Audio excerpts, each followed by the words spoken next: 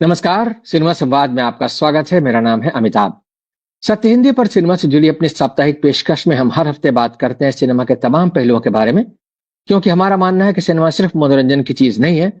Cinema समाज से संवाद का सबसे सीधा और सबसे सशक्त माध्यम है और समाज की सोच को गहराई तक प्रभावित करने की क्षमता रखता है। इसलिए सिनेमा के बारे में लगातार सिलसिलेवार गंभीरता से बातचीत होती रहनी चाहिए।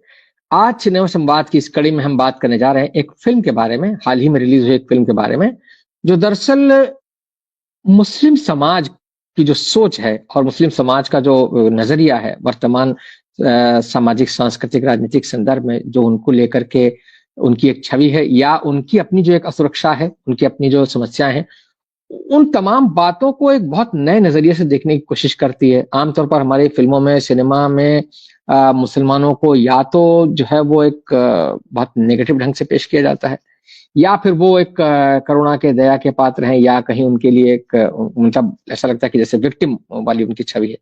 ये फिल्म जो है, जिसका नाम है the great Shamsuddin family, I am sorry, the great Shamsuddin family जो है, ये मुसलमानों को एक बिल्कुल ही नए नजरिए से पेश करती है।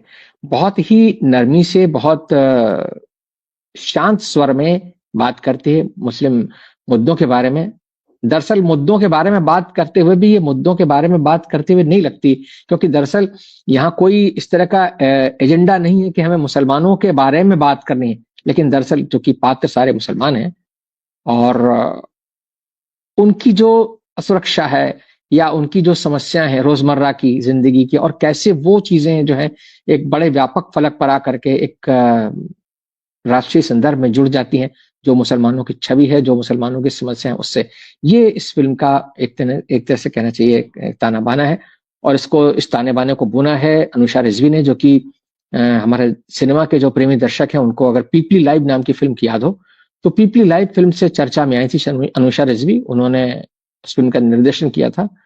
ये उनकी दूसरी फिल्म है निर्देशक के तौर पर।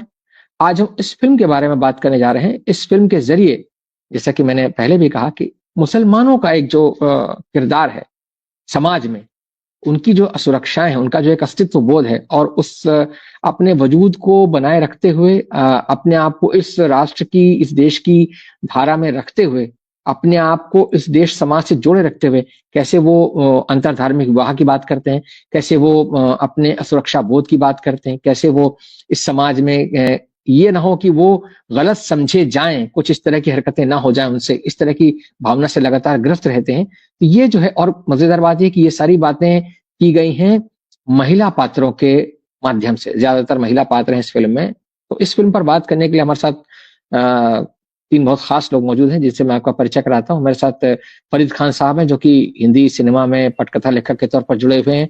जबरीमल पारक साहब हैं, हिंदी सिनेमा के बहुत गंभीर विश्लेषक हैं, दशकों से सिनेमा पर लिख रहे हैं, बहुत सारी किताबें लिख चुके हैं, हमारे कार्यक्रमों में लगातार शरीक होते हैं। अजय ब्रह्मात्मा जी हैं, वरिष्ठ फिल्म समीक्षक हैं, विश्लेषक हैं, और दशकों से फिल्म समीक्षा विश्लेषण का काम कर रहे हैं, बहुत सारी किताबें लिख चुके हैं।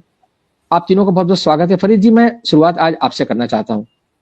The great Shamsuddin family film जो है, इसमें आपको क्या खास लगा, जो कि आपको लगता है कि जो मुस्लिम समाज है, या व्यापक समाज में कह लीजिए मुस्लिम समाज की जो उपस्थिति है, या उनकी जो उनके जो अस्तित्व का प्रश्न है, उसको लेकर के इस फिल्म में किस तरह की खासियत आपको नजर आई है?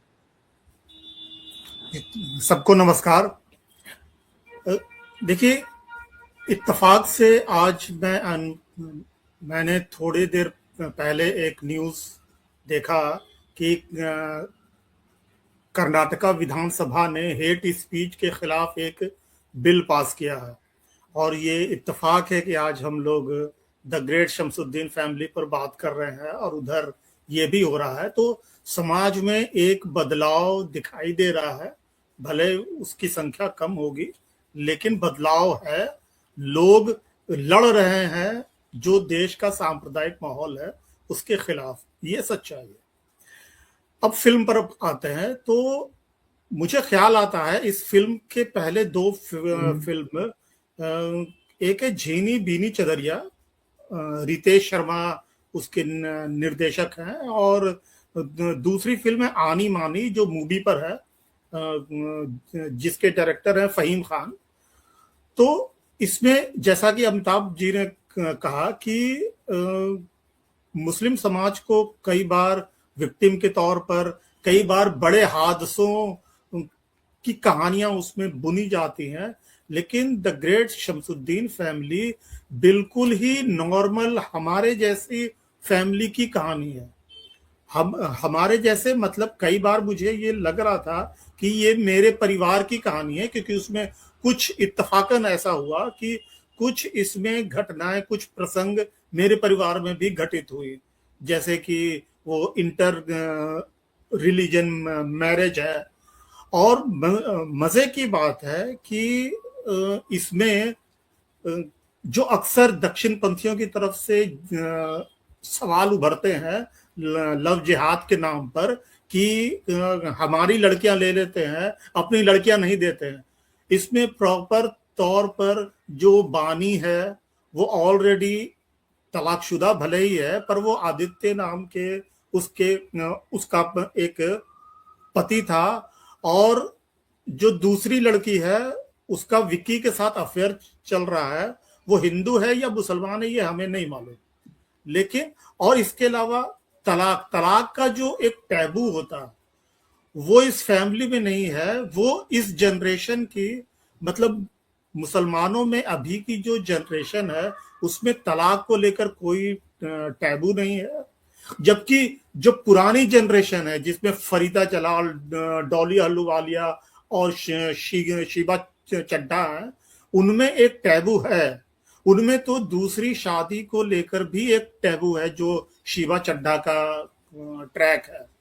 लेकिन आज की जो जनरेशन है वो एक कदम आगे उनसे जाती है, और जब उसको लगता है कि शादी में दुख है, पीड़ा है, तो वो अलग हो जाते हैं, जैसे कि कोई भी अलग होता है इस दुनिया में, कोई भी लड़की। और मजे की बात है और ये सच्चाई है कि मुस्लिम समाज में लड़कियों की तरफ से तलाक की पहल हो रही है, जो इस फिल्म ने भी बहुत ही डंके की चोट पर दिखाया है ये इस तरह की। लेकिन इसमें जो एक बहुत अहम चीज है जिस पर मैंने कई बार लिखा भी है, वो है राजनीतिक दबाव, एक सांप्रदायिक माहौल का दबाव। हम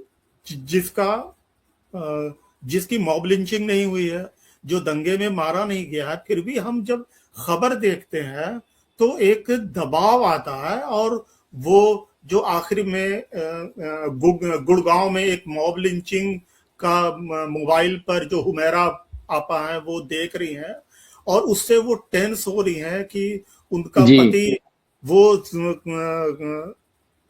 जिंदा है या क्या हुआ उसका, वो शिकार तो नहीं हो गया।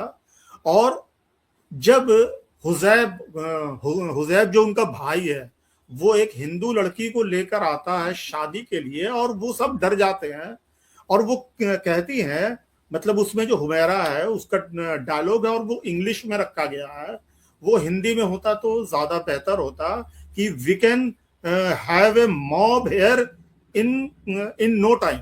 मतलब हम लोग जो जो ये हिंदू लड़की को ले आया है इस पर तो कभी भी हमारे घर में हंगामा हो सकता है। इस प्रेशर में अब मुस्लिम समाज रहता है, इसको बहुत खूबसूरती से अनुषा रिजवी ने दर्ज किया है। और अनुषा रिजवी की खास बात है कि ह्यूमर उनमें जटिल से जटिल परिस्थितियों में भी, पीपली लाइफ में भी हम देख चुके हैं, इसमें पीपली लाइफ से थोड़ा सा कम है ह्यूमर है, लेकिन इसमें भरपूर ह्यूमर है। और खासकर जो तीन जो ओल्ड एज कैरेक्टर हैं उनके ह्यूमर को हमने बहुत इंजॉय किया। हमारी माँ, हमारी खाला, हमारी फूआ, ये सब इसी तरह की है।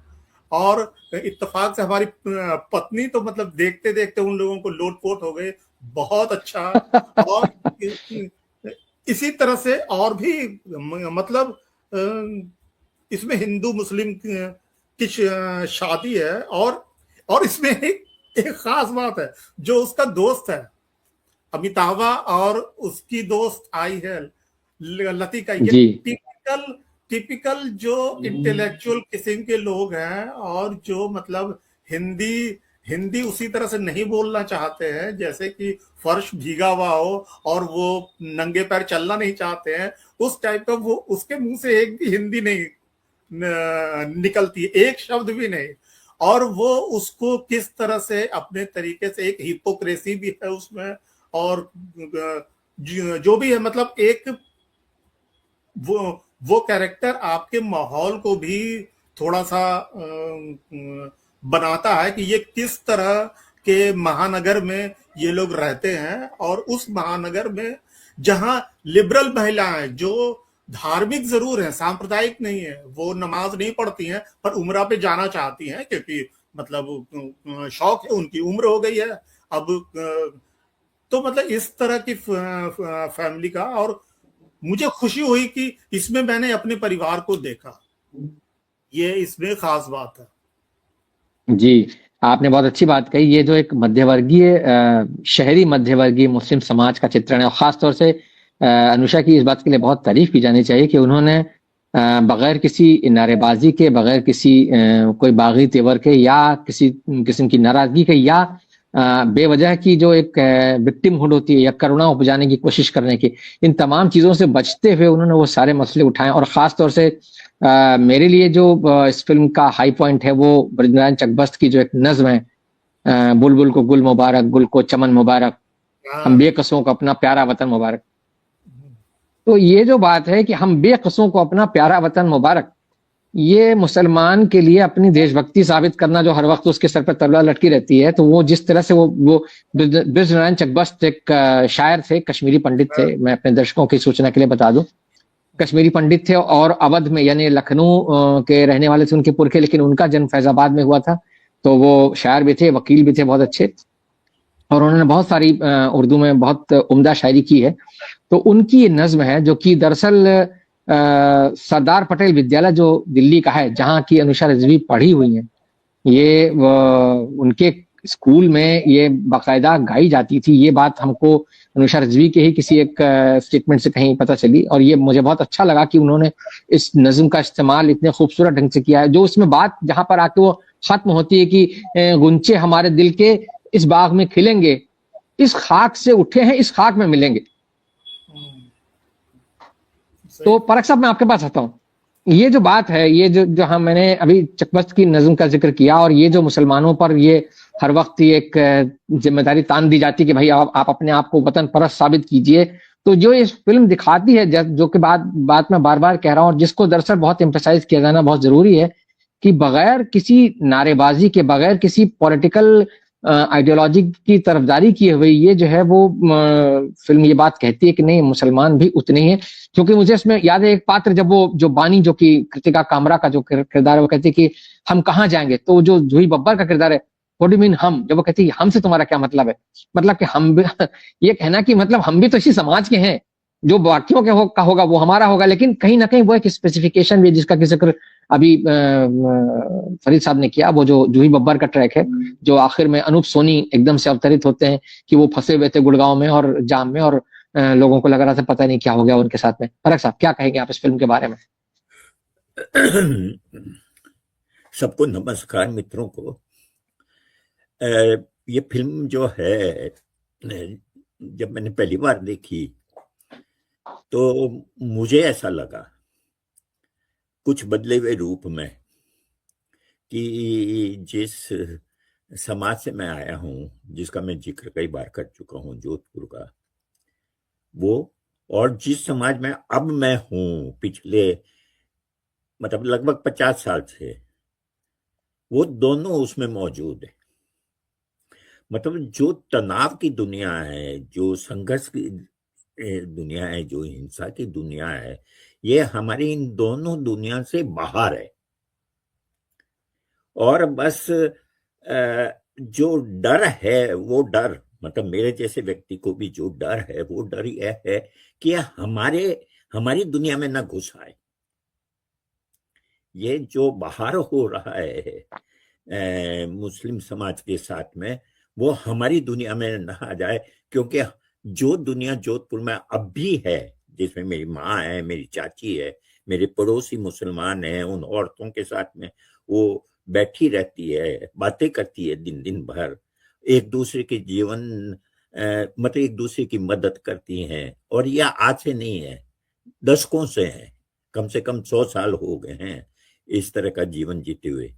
उनकी दुनिया में बाहर जो हो रहा है उसकी छाया नहीं है।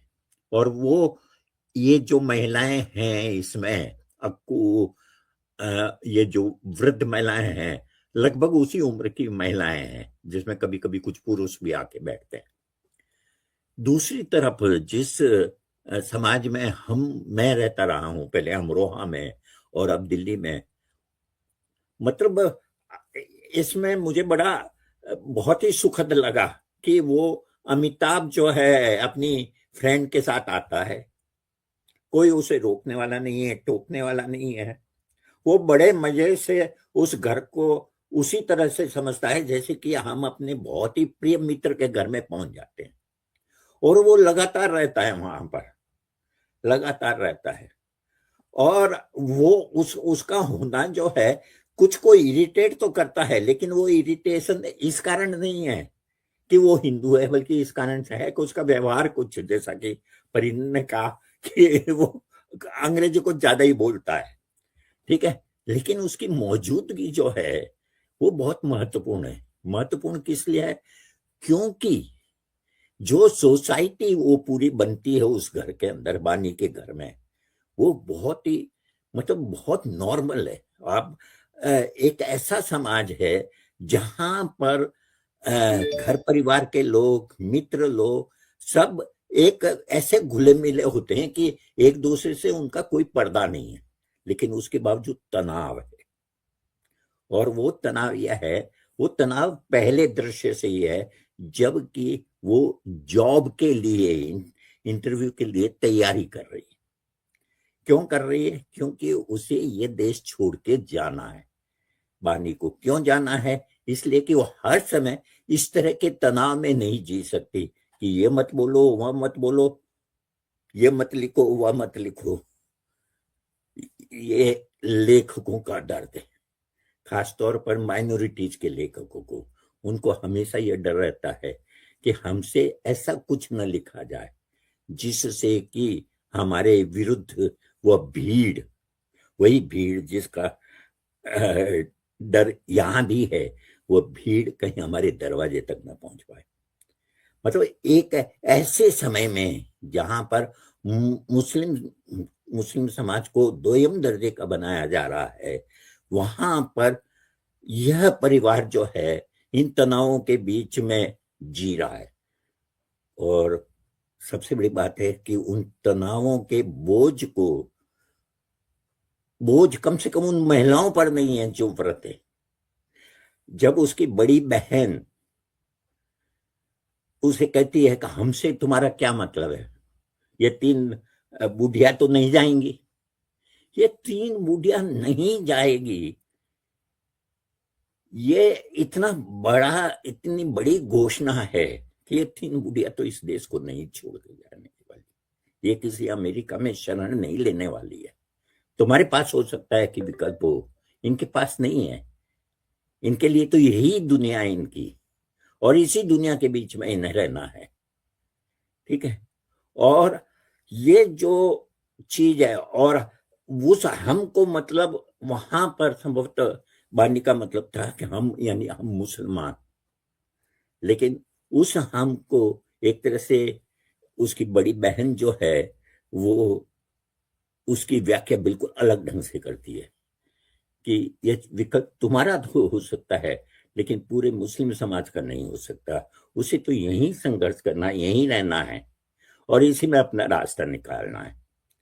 दूसरा, मुझे जो प्रसंग विवाह से संबंधित, मतलब प्रेम और विवाह और तलाक से संबंधित जो प्रसंग है, वो मुझे बहुत महत्वपूर्ण लगते हैं। सिर्फ उसका उस लड़के का नाम जो बताया अभी फरीद ने, मुझे तो कुछ और सुनाई दिया था।